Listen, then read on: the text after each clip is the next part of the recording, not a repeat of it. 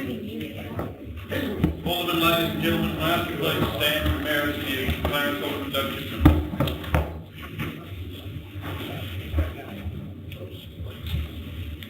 Well, good evening everyone, and thank you. To open proceedings tonight, I've invited Father Peter Acton from the Bellrue Lindisfarne Catholic Parish to open with a prayer. Thank you, Father Peter. The phrase that's captured my attention recently has been the charge of the Light Brigade. As kids we used it, and I'm sure we didn't have a clue what it meant. It's only with the 100th anniversary of the fall of Bathsheba to the Australian-New Zealand Light Horse, and to read about that, it captures my imagination. You're all about Anzac, but nothing much about Bathsheba and the great heroic efforts there. It's often called the first battle that Australia-New Zealand won. But it has many lessons for us: the impossibility of the task, the great impact that victory had in so many ways.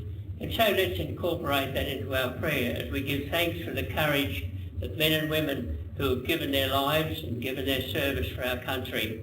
We pray that we too may value the freedom for which they fought, and many died.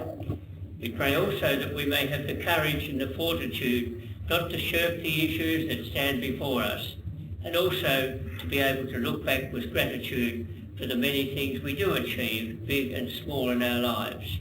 We ask that God would bless us in every possible way, whatever our conviction, whatever our motivation are, that always be the best for our country, our community and our families. We make this prayer through Christ our Lord. Father Peter, and before proceeding, I'd like to acknowledge the Tasmanian Aboriginal community as the traditional custodians of the land we're meeting on tonight, and pay our respects to leaders past and present.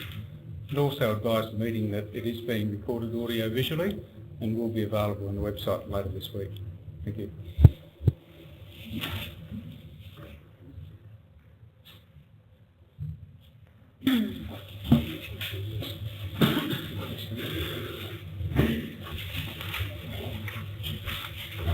Declare the meeting open, and note there are no apologies. Item 2 is confirmation of the council minutes for the 16th of October as circulated, be taken as read and confirmed. Alderman Chong, seconded Alderman Cusick. All those in favour? Carried unanimously.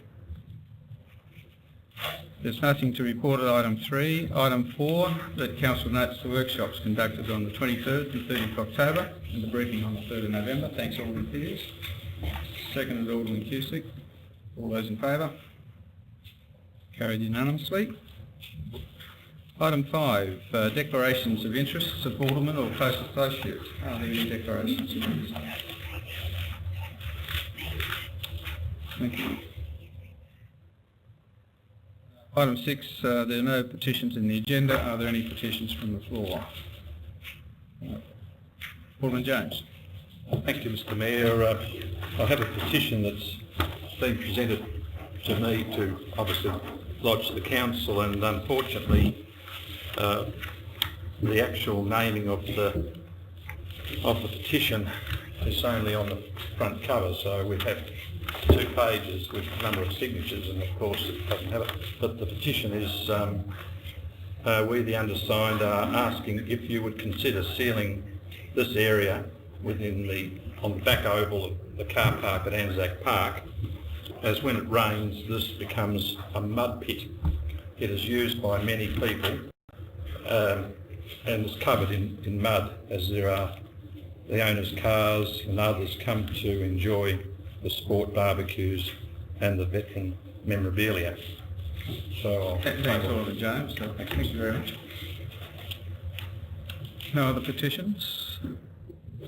Item 7 is public question time. There are no matters on notice. Are there any questions from members of the public without notice? General Manager? There's 2. Oh, sorry. Yeah, Mr. Tegee, would you like to come forward to the microphone?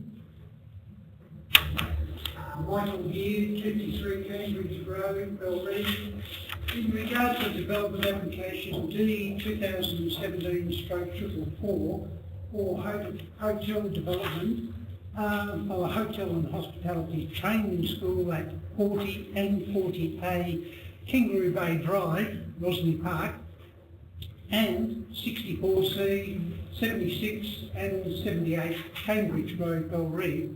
The new development application in its summary of changes to buildings A, B and C notes the ground floor level has been raised by 300 millimetres from 2,400 millimetres above waterline to 2,700 millimetres above the waterline to comply with the requirements of the inundation code. Does this mean that Council erred in taking advice from the Council Planner to approve this development application in January 2017? And secondly, that it is an invalid approval? Thank you. The General Manager, are you in a position to answer that, or should we take it on notice? I'll have to be obliged to take that on notice, Mr Mayor, given the number of elements of the question that need answering. Thank you, Mr Beard. Were other questions from members of the public? Thank you. Sachi Yasuda, Malana Road, Lindisfarne. I just wonder whether the council thinks it might have better served its community by holding a community consultation session, given it knew that a new development application was going to be lodged for Shambroad Petrochemicals' contentious Kangaroo Bay development. From my point of view, I think that under Lupa that we're not really able to do that. Our task is to, when we receive a development application, to advertise it widely, which has been done, and I'm not aware of any deficiencies in that advertising program, if you're able to point to any. Well, in that case, this widely advertised and communicated Thank you. new development application. Has the notice for the new development application, has that only been sent to the same people, that same 120 odd premises that it was the original development application was dispersed to? Was the distribution list for the current advertising of that planning notice the same as it was previously? Thank you. Oh, Thank so you. just following that then, given the community concerns and backlash regarding the original distribution of the first development application notice, did council maybe think that it might have been more appropriate to further advertise the new one? Look, I believe it was advertised in accordance with Lupa and that it's been widely received. I'm not aware of anybody who isn't aware of that development application out, and that we're inviting representations. Thank you. Sorry, Mr Mayor. In that case, do you think that just meeting a statutory obligation, and which isn't actually in line with community expectations? In terms of planning applications, we're only able to meet statutory obligations to ensure procedural fairness between applicants and representatives. But given the Thank you. nature Look, of this... I'm sorry, we don't have infinite time, but if you've got any other questions, I'm really happy to take them on notice in writing, please. I think we've pursued this particular point. Yeah, would I be able to get your reply in writing then? Absolutely. Fantastic, thank you. Are there any other questions on notice from members of the public? Deputations from members of the public. Mr Dean Medwin. Thank you. I do need to advise that under meeting regulations that I can only offer 3 minutes, and there'll be a 30-second warning.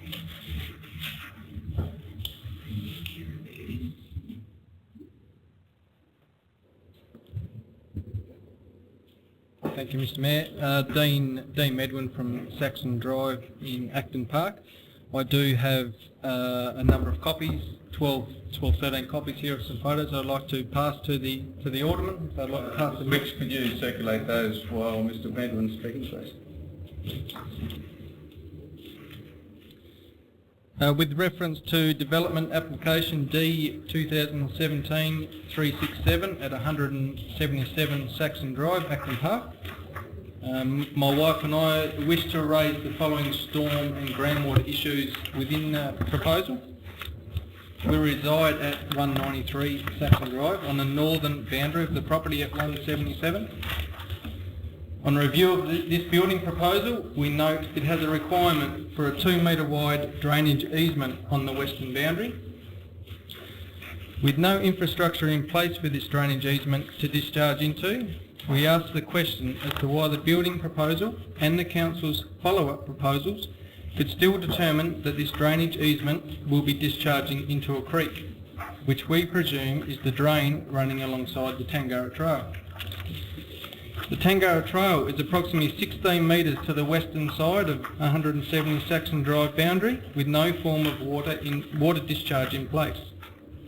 If the Tangara Trail is the final destination for the discharge, access will need to be gained through our property or through the property at 173, which also bounds our property.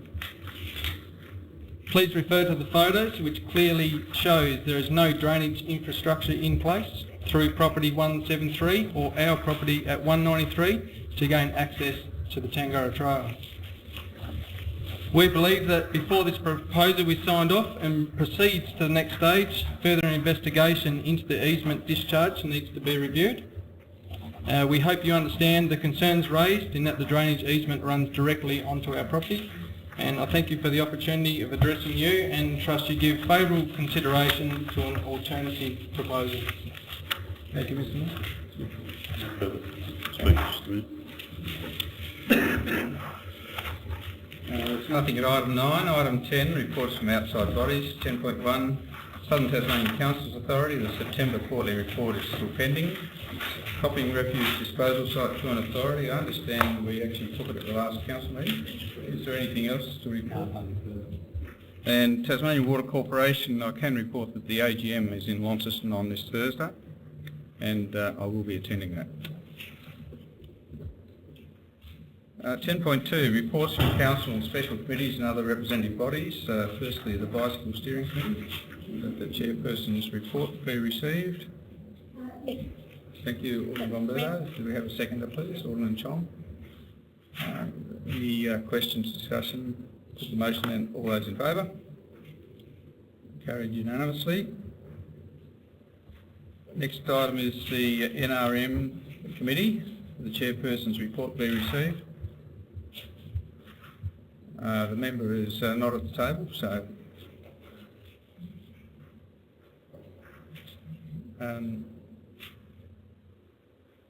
you're moving. I recommend the report, Mr. Mayor. Can we have a second, please?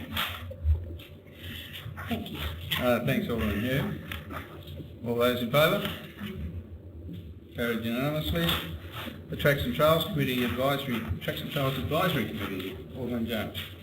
Yes, Mr. Mayor, I formally move that and remind my colleagues that the Brinktop Reserve Circuit Track, we're having an opening towards the end of this year, and we're hoping that we can have a little presentation and an outing to abide by this wonderful achievement the council has put into making this available to the Richmond residents and also to the Clarence City Council at large. So I formally move the recommendation. Alderman Cusick, thank you. Any questions on the Tracks and Trails? Put the motion then. All those in favour? Carried unanimously. Are there any other reports? There being none. Moving on to reports of officers. 11.1, that the information in the weekly briefing reports for the 16th, 23rd and 30th of October be noted. Alderman Campbell, second Alderman Thurley. Are there any questions on the weekly briefing reports? There being none, we'll put the motion. All those in favour? Carried unanimously. There's nothing at item 11.2, so Council now intends to sit as a planning authority under the Land Use Planning and Approvals Act, and invite the planner to come forward.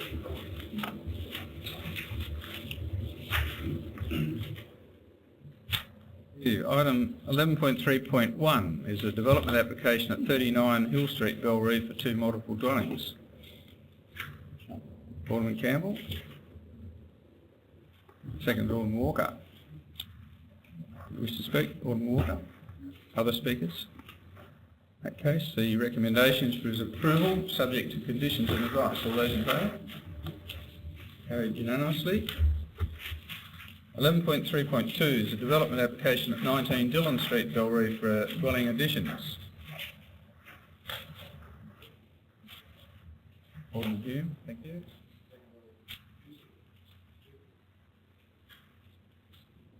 Speakers, the recommendation is for approval. All those in favour?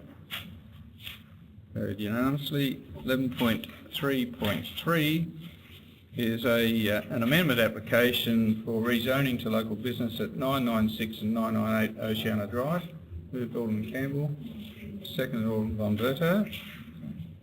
Speakers, Alderman Von Berto, would you like to speak to the motion? Say that I actually see this as a very strategic and sensible move. That area of Tranmere has virtually, in fact I'd say, no services in that area, and so I see this as a very sensible move. Yes, Mr Mayor, I fully support the officer's recommendation, and saying so, I think this can lead to substantial changes, not only for services as has been recommended or spoken about a moment ago, but also to the long-term planning. And I'm hoping that once we get over this particular hurdle, then in fact we can see ourselves with the restaurant and even for the jetty, and also further development in that area. So that will provide a service and also facilities available to not only to the southern end of Tranmere, but also to what I think will happen is to Drury Point in particular. I think this is a wonderful start, and I hope that we actually achieve what the developer has set out to provide to council in the longer term. I support the recommendation. Thank you. Yes, I concur with the two previous speeches by other aldermen. This is council doing what local government should be doing and doing it right. That is facilitating the process and then getting out of the way so that hopefully the people with the dreams, the innovations and the concepts can get on with it and develop the process. I do concur with the other aldermen too, in as much as it's a very underserviced area, and this will be a real benefit for locals and the wider region. We support it. Other speakers? All right, reply, Cam. The motion then is that council resolves to initiate the draft amendment. All those in favour? Carried unanimously. 11.3.4 is a development application at 40 Jacombe Street, Richmond, for an outbuilding. Thank you, Alderman Chong. Alderman Pearce, thank you. Speakers? Thank you, Mr Mayor. I think the proposal works hard to fit into the general area and is well screened, and has done well to pick colours that will blend into the environment, and I seek council support. Thank you. Other speakers? Yes, the recommendation is for approval, subject to conditions and advice. All those in favour? Carried unanimously. 11.3.5 is a development application at 177 Saxon Drive, Acton, for a dwelling. Alderman McFarlane, thank you. Seconder? Alderman Cusick, thank you. Would you like to speak to the motion? I feel that the conditions set are just standard, however, and I do feel that in the recommendation A.2, which is about the stormwater runoff, that the Speaker tonight take note that he can talk to the Manager for Assets, which is the Council's Group Manager Engineering Services, who does the approval of plans in the regime and replacement requirements for all the plumbing and stormwater.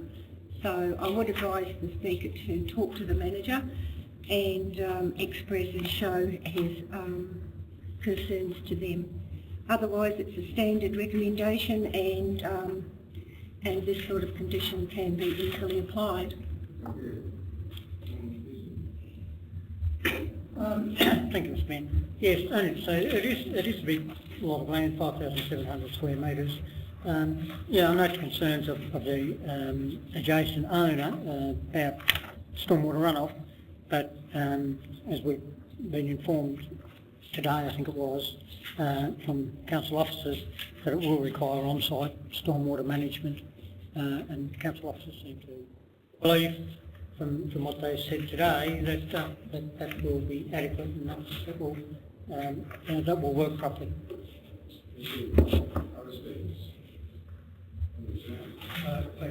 Mayor, I have difficulty with what we have over the years determined natural runoff versus channeling of runoff, and I note in this particular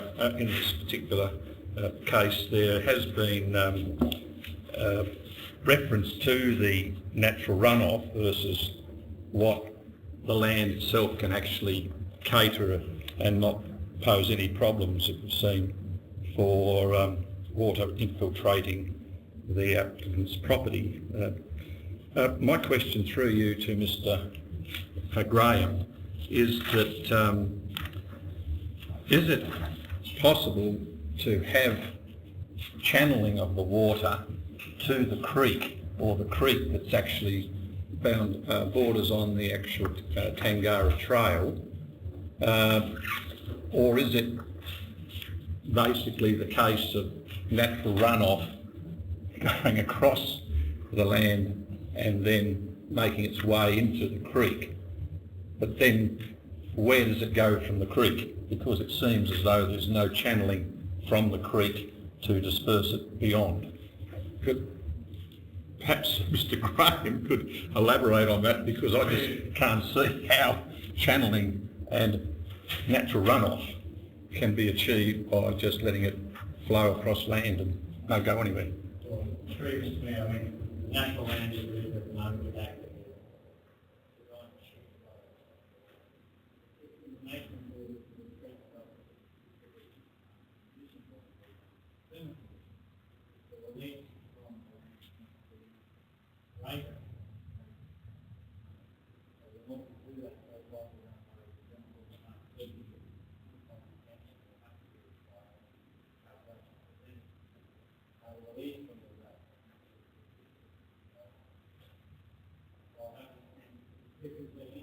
In terms of whether it's a natural creek or anything, we'll wait to see the design and then just see in terms of whether any further further improvements downstream is required.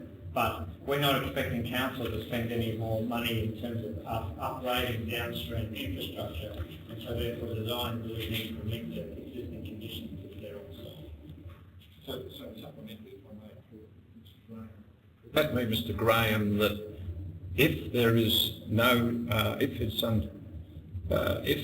the, I suppose you could say the tank or the retention capacity is obviously not able to handle the natural runoff, does that put this DA in jeopardy? Because is it contingent upon, if there is a problem with runoff into the property in question, then that means that the DA could be null and void because it doesn't meet condition number 2?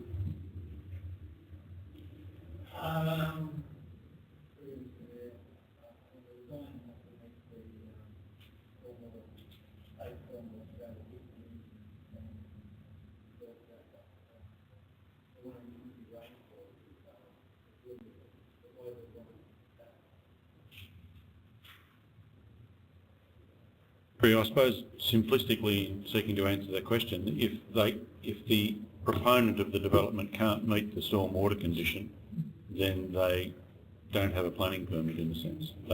It's like any conditions, you must have to meet all conditions or the use can't be undertaken.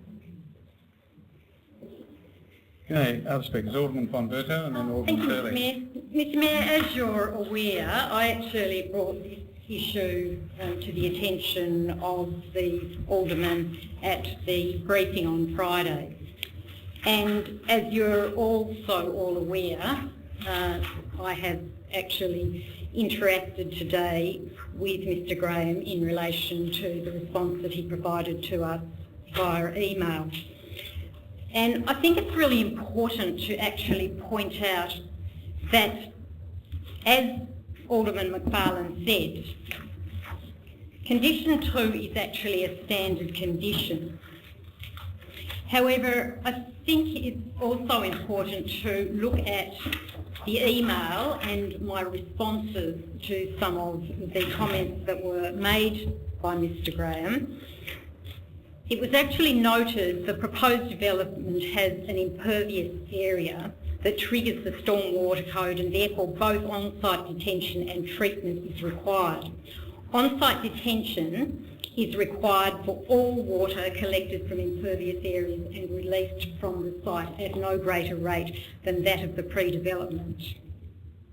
I think though it's important to note that the condition actually talks about treatment and discharge.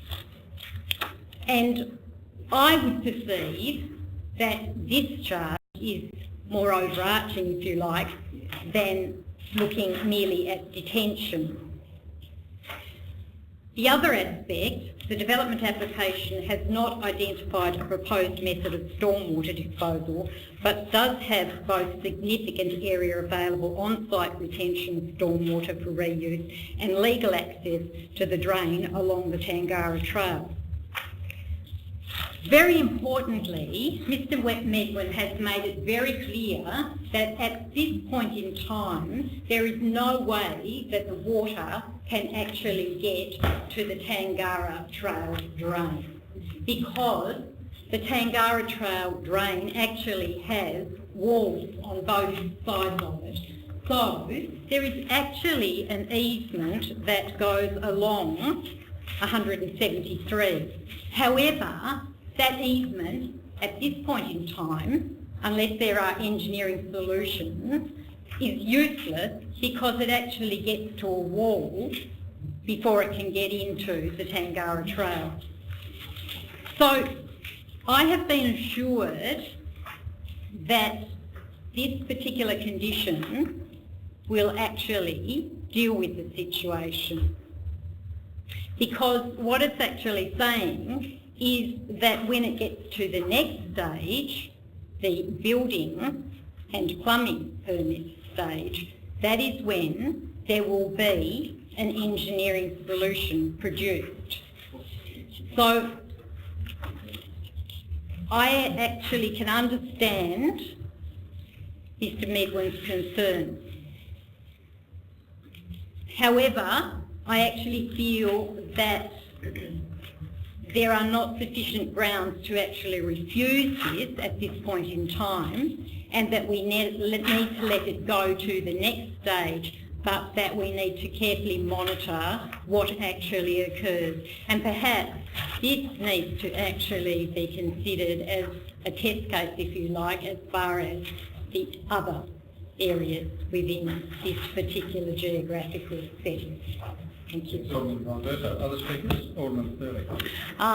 Mr Mayor, stormwater runoff in Acton is generally an issue that all people have to deal with that actually have property in Acton and new sites. Having lived there myself and done a renovation at some stage, it is difficult to know whether the actual development will actually increase what has already existed previously. But there is a guarantee by the engineers that come the time to seek a plumbing permit or building permit, all of the requirements in relation to that will be dealt with. And one can only go by the officer's report that indicates that that will occur, and it's here before us now as a development application, but be assured that come the time for building permits, plumbing permits, this will be more thoroughly assessed and dealt with. But there is a guarantee that the property itself is of sufficient size to be able to retain and detain all stormwater on site, and that, as I said, the engineering drawing submitted as part of an application for a plumbing permit and approved as part of the building application will be assessed accordingly.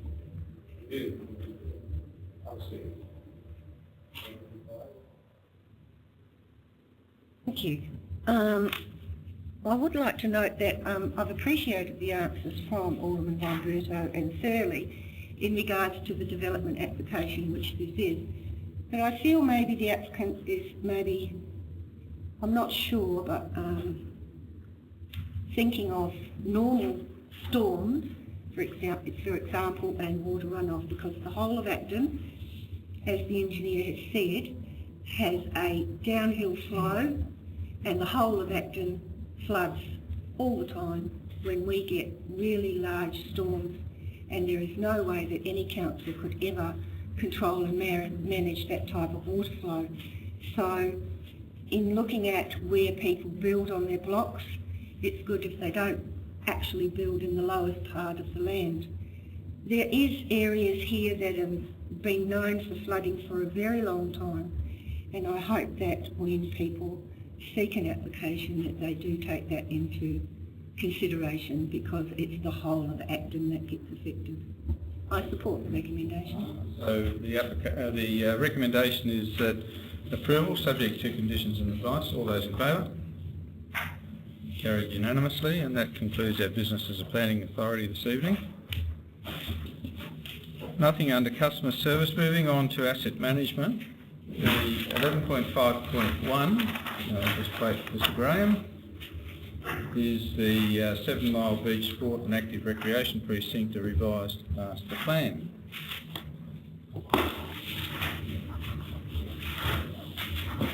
Do we have a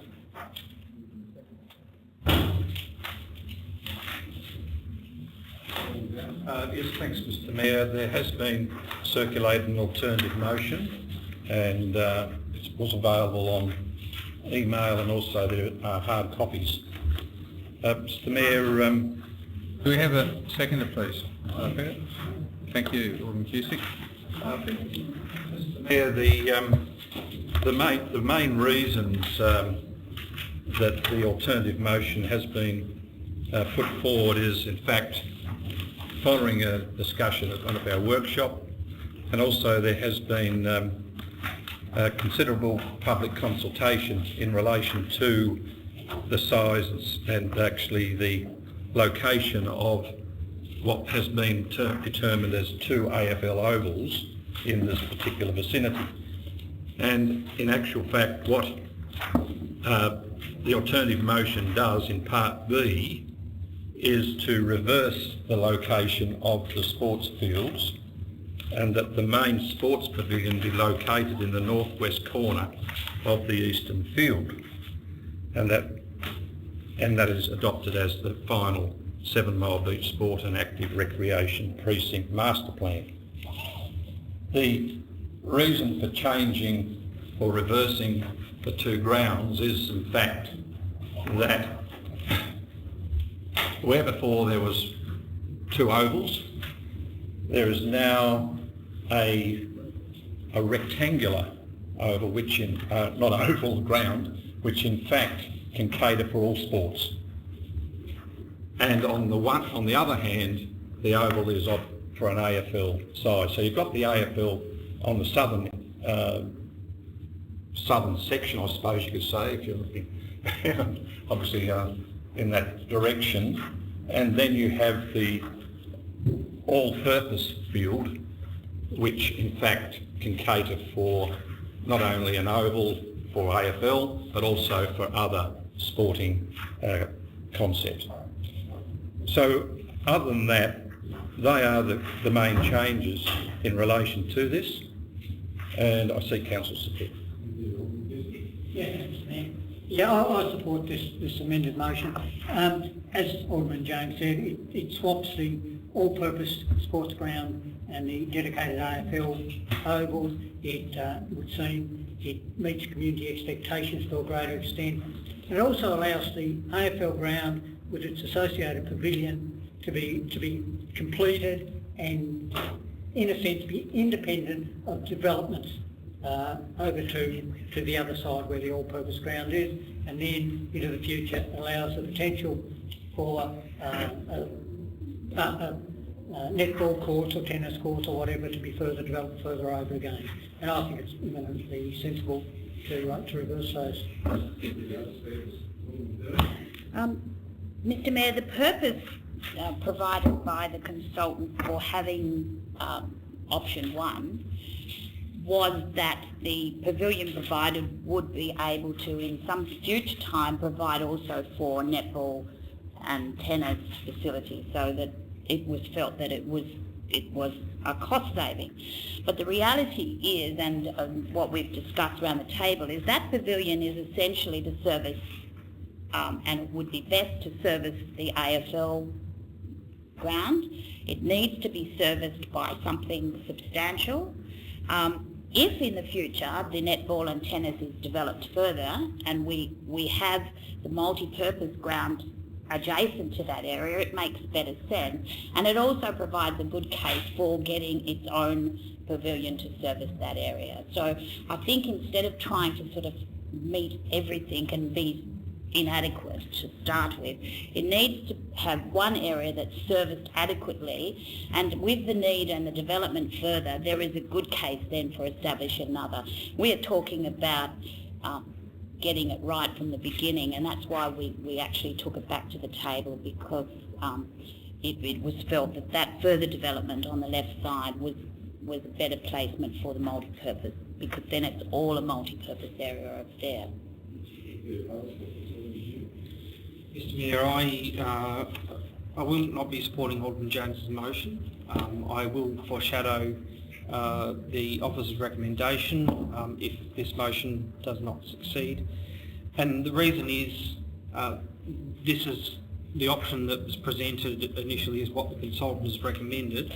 I haven't heard a compelling reason for moving or swapping the grounds.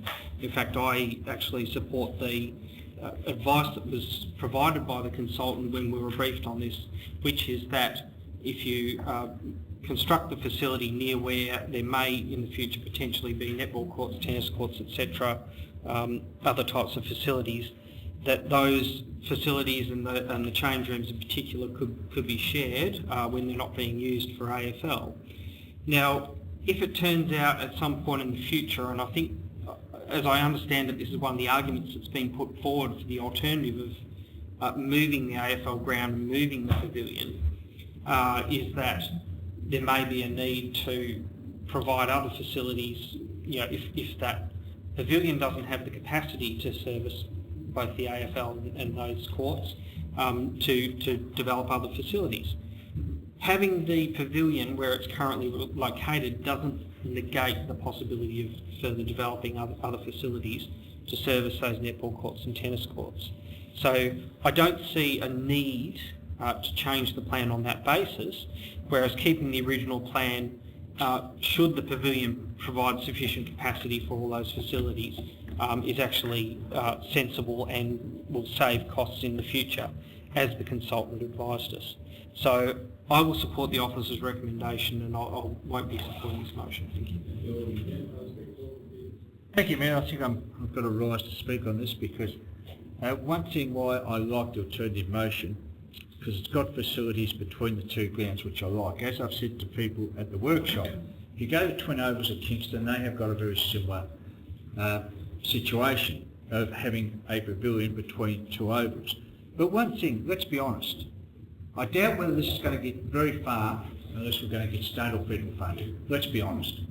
So unless you do something that's a showcase, and when we talk about AFL at the moment, we're talking about a Lauderdale, we're not talking about, you know, but let's be honest, that the government have already said there'll be an AFL, and I'm in a true AFL game at the Twin Ovals, and we're trying to do something totally different.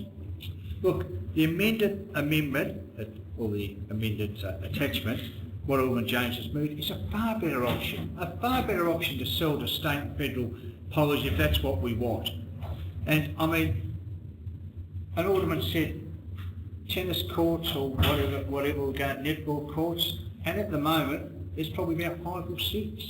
So how many people are we looking for, you know, how many people are we catering for? There's already going to be a minor change room there, so I think it'd be silly not to go with the motion that's before council at the moment. Thank you. I support the recommendation for the same reasons that I believe that if we're going to do it and we need to do it anyway. We may not get federal support, but if we stage this concept, then we have an ability to create something that's good to start off with. I would like to have an overall strategy that looked at other needs of other sports like the gyms and, dare I say, boxing, for permanent sheds that have an ability to cater for their individual needs. So the future of this area comes from a regional perspective, where we are very lacking in Clarence for the training facilities that are needed by the clubs. And over the years we've seen the difficulties at Bellreeve Oval between cricket and rugby. We see the difficulties across the whole of Clarence when we have juniors and seniors needing to train up, the difficulty with keeping grounds up to par for tests. And so we need to strategise what we're going to do that will save us money, and it's not just about the pavilion and the change rooms. I do agree that the change rooms, I don't believe the change rooms have the facility to cater for all of those needs in one go at all. I think that this recommendation is a lot better, it's more financially feasible for us, and it'll give us a better regional outcome. If I could just add to the debate here, I like the option that's before the Chair at the moment, because you've got the AFL ground to the east. It's a very specialised ground. It can't have a cricket pitch and things like that in it because of the nature of the football. Then you've got a multi-purpose playing area, which obviously can cater for cricket as well as rugby and other sports. And then that leads into the other sports such as tennis and netball that's been mooted as well. So I think to put the AFL ground, which is a specialised ground, between a multi-purpose ground and the other sports is probably counterproductive. But that's my input into the debate as an Alderman. Are there any other speakers? Alderman Walker. Thank you, Mr. Mayor. We have spent energy in this, we have spent effort, we've engaged with consultants, and here it is before us. And one of the things that I'm finding a bit concerning is it may go 8-4, might go 7-5, but that's kind of the situation. Are we driving this around an election cycle, or are we driving this around getting it right? They're things that people have to consider, one way or the other on it.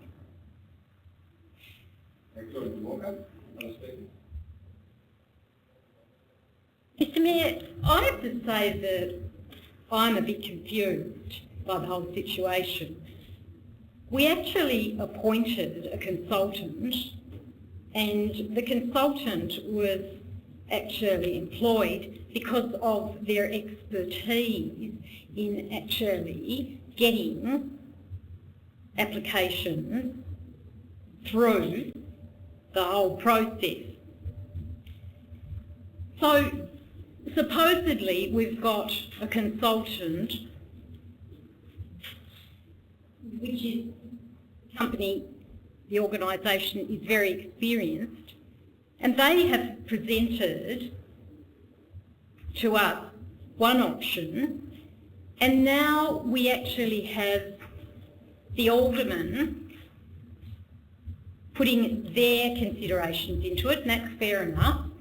We've had the community, and the community have actually focused on aspects really that are not relevant to what we're focusing on here tonight.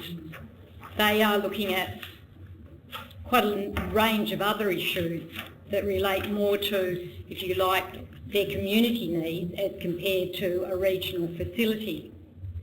So my background is not in sport, and therefore I do feel quite confused by the whole situation, because right at the very last minute we are getting an option, an alternative option that is very different.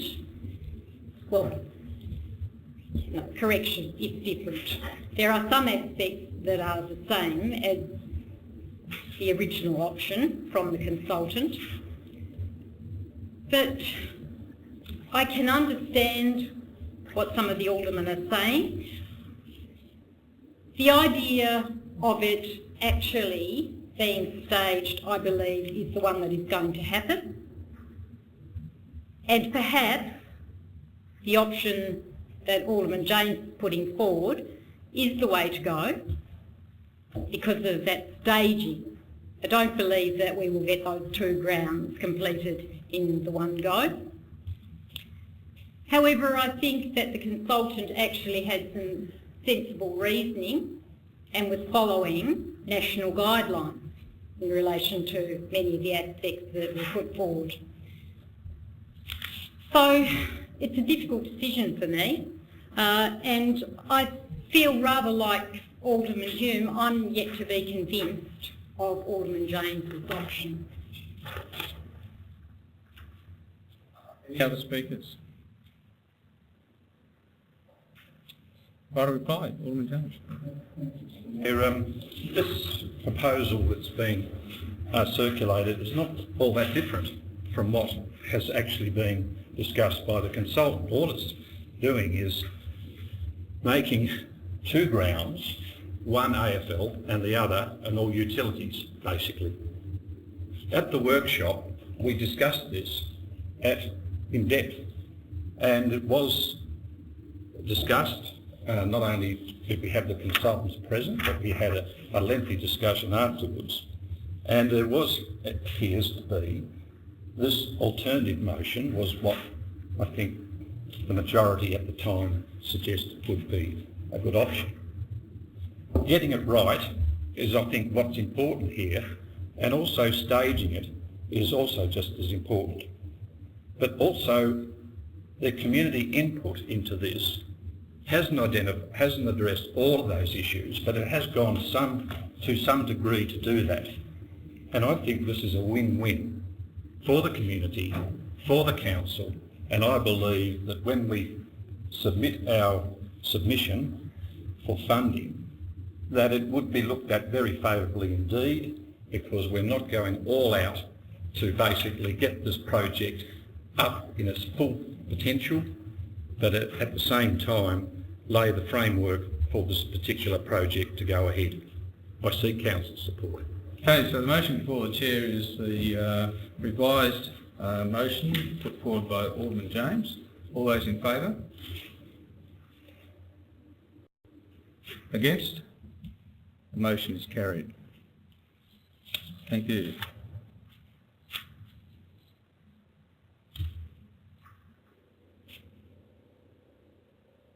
On to financial management, General Manager.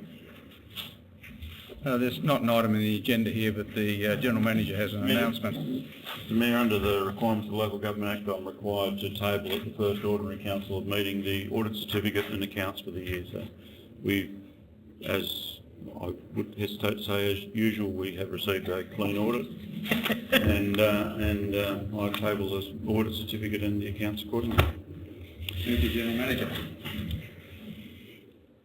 Moving on to governance, 11.7.1, the quarterly report to the 30th of September. Be received. Moved Alderman Campbell, seconded Alderman Chong. Any speakers? Alderman Chong. Other speakers? In that case, I'll put the motion that they be received. All those in favour? Thank you. 11.7.2 is that Council endorses a creation of an easement at Clifton Beach Park on behalf of TAS Networks. Thank you, Alderman Gomberto. Seconded, Alderman Cusick. Any discussion? Okay, put the motion. All those in favour? Carried unanimously.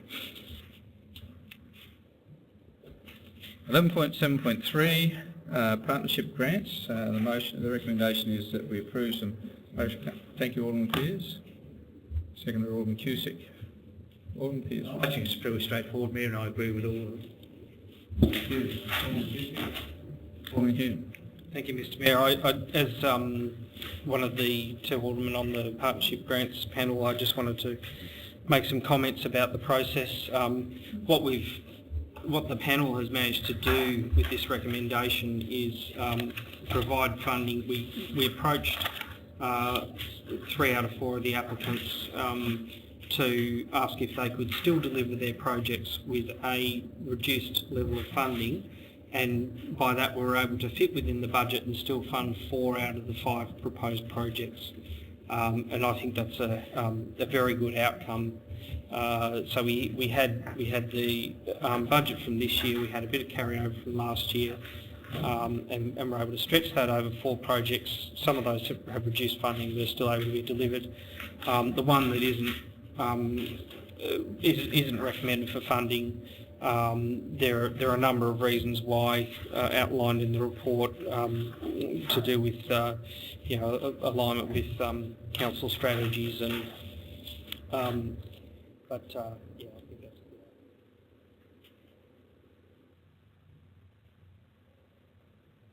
Motion that we approve those grants. All those in favour? Carried unanimously. 11.7.4 is the Kangaroo Bay Wharf site sale and development of contract variation. Moved Alderman Hume, thank you. Seconder, Alderman Fairley. Would you like to speak to the motion? Thank you, Mr. Mayor. What has prompted this is basically that there is a revised development application that's been advertised for the Kangaroo Bay Hotel and Hospitality School. It goes some way to addressing some of the concerns that the community's raised. The proponent, of course, already does have a permit in place, and so therefore would be legally within their rights to build according to the original proposal, but they have decided to respond to some of the issues that have been raised by the community and put forward an alternative proposal. However, the contract we have in place is for them to build in accordance with the particular permit that they've been granted, and so this is a simple amendment to say that if they are granted another permit, then they can build in accordance with that permit. It allows this proposal, provided that it goes through the and receives a planning permit, to proceed instead of the permit they currently have in place.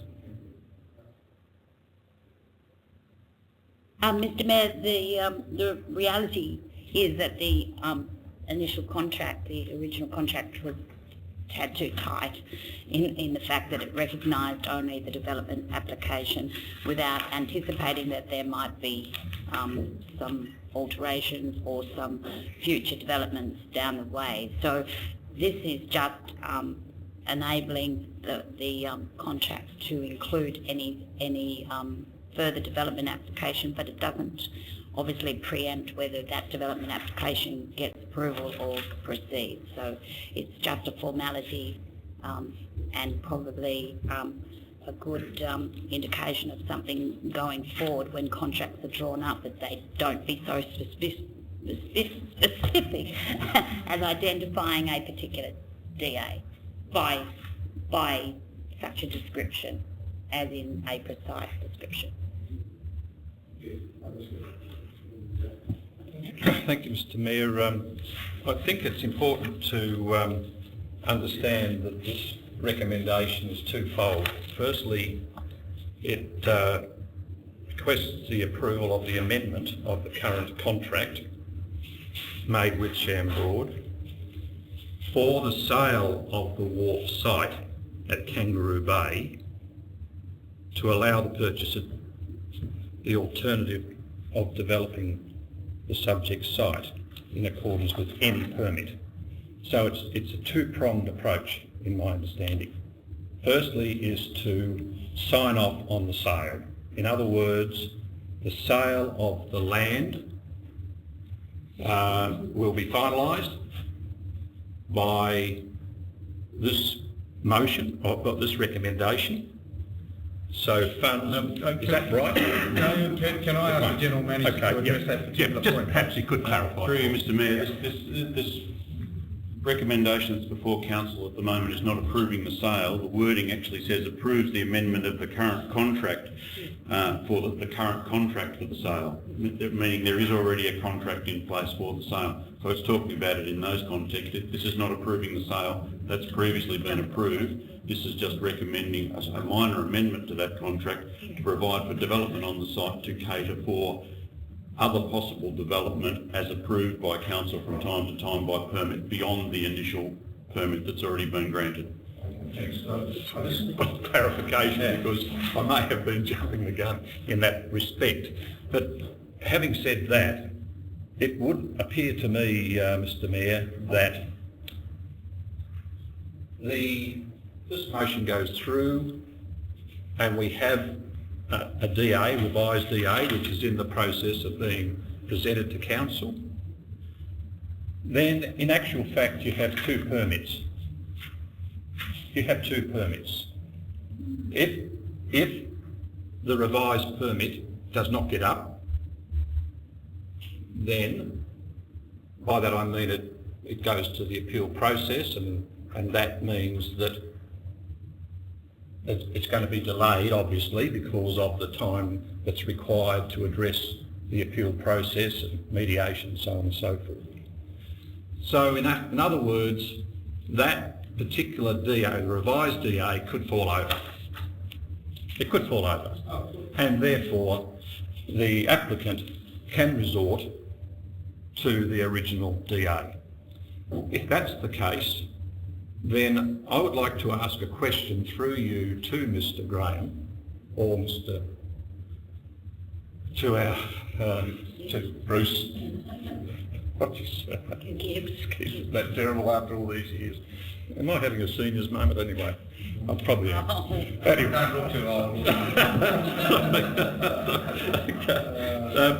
So my question is, it was raised earlier this evening about inundation in particular and how the revised DA has addressed that particular matter, or seems to have addressed it.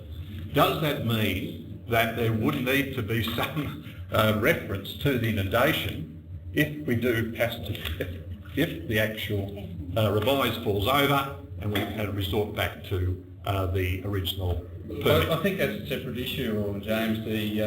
We've received a question in regard to the first DA, and we'll respond to that. But this contract variation is to enable a new DA, should it be approved, to be taken up in the contract. It's not a new contract, it's an amendment to the contract to enable either DA to be applied rather than just one. Any other questions? Oh, sorry, debate. Any other speakers? Right of reply? Just to be clear, if we don't support this motion, if we don't support this contract variation, then what we have is a situation where the developer, who have at their own cost, have gone to some significant work, and looking at that, it probably cost tens of thousands of dollars to work on an application like that.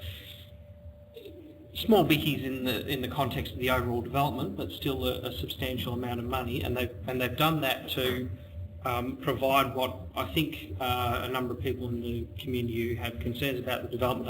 They may not even like the revised development, and I'm sure they would all agree at least that that development is better in terms of their concerns than the original, and we need to approve this contract variation if a revised development is going to go ahead. Otherwise, the alternative is they revert to the original permit. Now, yes, that development may not comply with the scheme and may fall over. That's something we're going to have to consider when it comes before council, but at least the option is there if the contract is varied. So the motion before the Chair is that there's an amendment to the contract to enable any future amendment, should there be one, to go ahead. All those in favour? Against? Carried. 11.7.5 is the Australian Coastal Council Committee of Management. So, I think we're calling for nominations. I think Alderman Chong was first up, and then... I would like to nominate Alderman Momberto if she's happy to continue. Happy to take the nomination. Would you like to second? Okay. Any other nominations? That being the case, I will declare Alderman Momberto re-elected to the position of Coastal Council. Resolutions. Let's nominate all. Okay, we actually need to carry that forward because it requires an action as well. So the motion before the chair, if you could read it out, please. The council nominates an alderman as the Tasmanian representative, so it would be the council nominates Alderman Chong as the Tasmanian representative. Sorry, Alderman Momberto. Sorry, I've got Momberto written here and Chong as the mover. So the council nominates Alderman Momberto as the Tasmanian representative of the Australian Coastal Council's Committee Management. Okay. For transparency purposes, I need to be able to say the council resolved that. Moved Alderman Chong, seconded Alderman Campbell. All those in favour? Carried unanimously. Thank you. Thank you. Item 12 is Alderman's questions time. There's no matters on notice. Questions without notice. I think Alderman James, you might be up this meeting. Thanks, Mr Mayor. I'm sure a number of our colleagues have received email from Richard Mulligan in his capacity as the president of the, or is it Roger Viney? Roger's the president, he's the CEO. Yes, he's CEO, thanks. Okay. And the question and the comment that he's made is in relation to probably the Clarence Footy Club is the club on the Eastern Shore. It requires special support from council, etc., on the availability of ground. So my question is, are we able to accommodate Mr Mulligan or Mr Viney in their request? And if so, would it require some means of changing current users of the grounds to either manipulate their tenure or change their timings or do something in order to keep Clarence Footy Club up there in its great heights, and therefore sort of move some of these other clubs in a some sort of arrangement which would accommodate. Thank you, Alderman. I think we've got the drift of your question. That's my question. I've also received a letter from a former Premier and #1 ticket holder on the same matter, which I will be responding to, but gentlemen, you might be able to give us some... Through you, Mr Mayor, yes, all the copies of the correspondence have been forwarded to me. The officers are in the process of currently reviewing the matters raised in the letter and providing a detailed response, which given that the letter went to everyone, we'll come back with our response to a council workshop in the next couple of weeks. Thank you. Question, if I may. Or to answer the question through you, Mr Mayor, the Rosny Hill proposal with Hunter Developments, are we getting closer to the DA being lodged?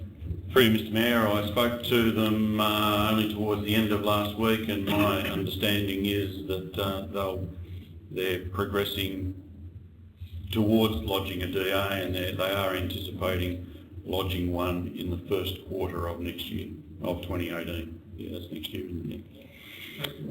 Alderman Walker.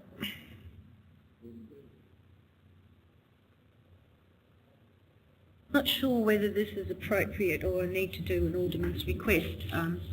However, seeking your advice as to whether we as a council could ask the state or MAST to instigate a rolling program to install solar-powered lights on all the navigation buoys around the state due to the unfortunate death of one of our young residents a few weeks ago.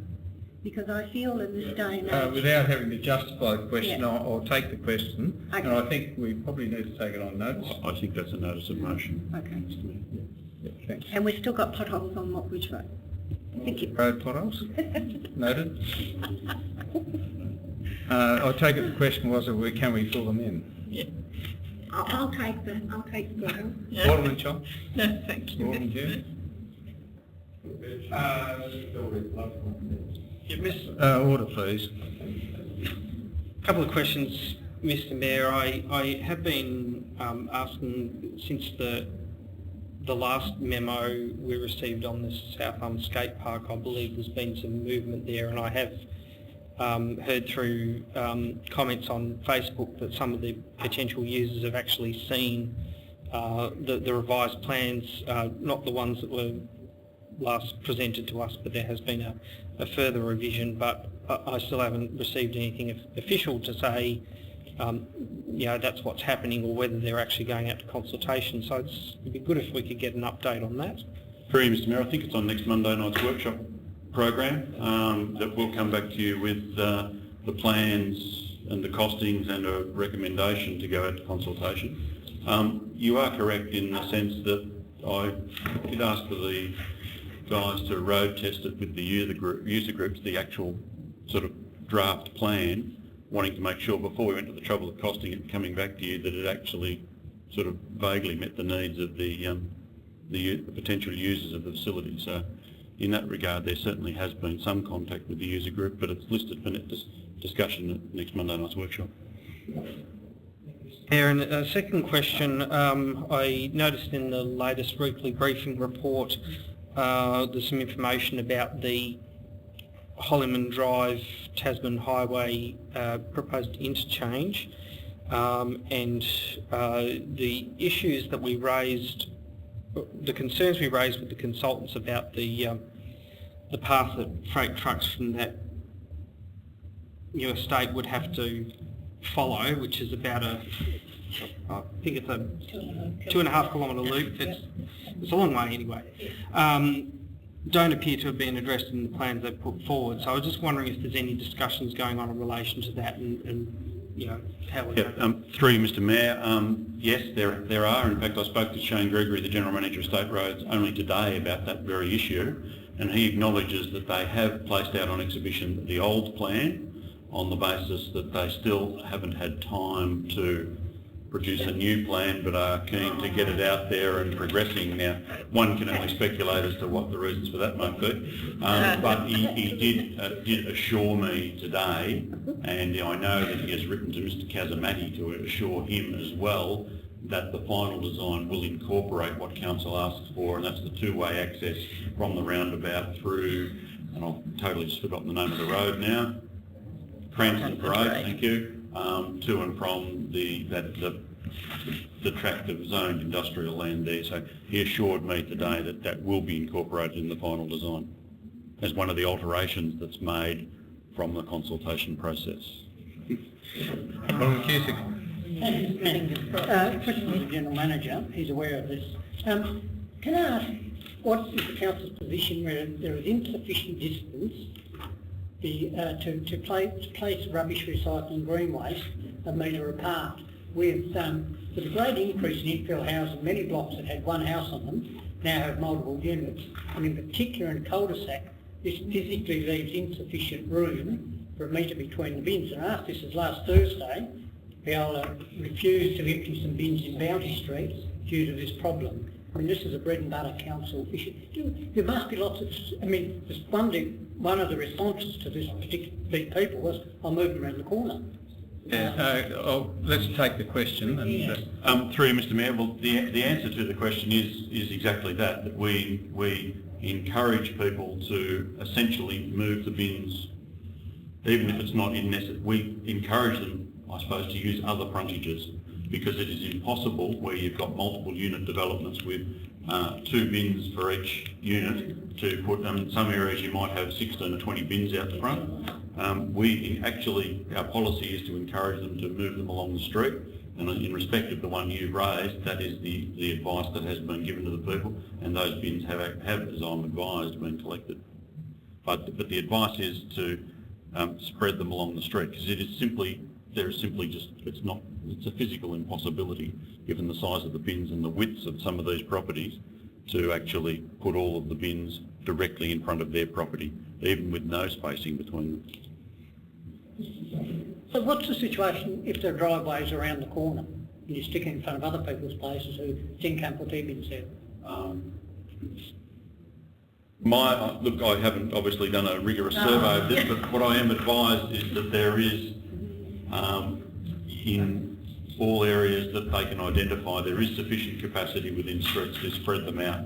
It might be 20, you put your bins 20 metres up the street, but there is capacity in terms of that. It's just with the multiple bins now, it's impossible to have the right number outside some of these multi-unit developments. Alderman Dowse, Alderman Pearce. May not be completely in council's vein, but I've spoken to Mr Graham about it, and that is the short time, and I don't know if we can do anything about it, the short time that when a traffic light changes to the walk sign, you can't get halfway across and it goes to red. Now, a young child was almost hit on the corner of East Derwent Highway. Now, I've been out walking, crossing lights, you can't even get halfway across them. We're having to raise it and intercede. So we do meet with state every month. Yeah. So can we just raise it? We'll raise that. If you could provide the details, but if Mr Graham hasn't got it already, All right. we'll certainly pick that up. Thank you. Thank you. Alderman Burton. Mr Mayor, had Council formally received a request from the Hobart City Council following its Derwent Ferry Forum earlier this year for us to actually be involved in a memorandum of understanding and also resourcing a joint study and joint business case as to testing the viability of a River Derwent ferry service? I received a letter from the Lord Mayor today requesting me along those lines. I'll ask the General Manager to expand. Through you, Mr Mayor, thank you for that. Yes, I think we might have actually got it on Friday afternoon, but something like that in the last day or so. I have asked our Economic Development Officer to prepare a report suitable to bring forward in the initial sense to a council workshop, but I'll put my cards on the table and say that my recommendation will be that we don't participate in the study, in the sense that I think we've participated in that many studies now. It's actually, our money might be better spent to actually doing something. All right. Alderman Campbell. We come back to this question. Look, Alderman James, I don't think Alderman Walker's actually asked a question, so look, thank you very much. That brings us to the end of the open session. Council does need to go into Cabinet for confidential matters. Moved Alderman Campbell, seconded Alderman Dowse. All those in favour? Carried unanimously. I'd like to thank members of the public for attending the meeting so far and regret we have to go into closed session.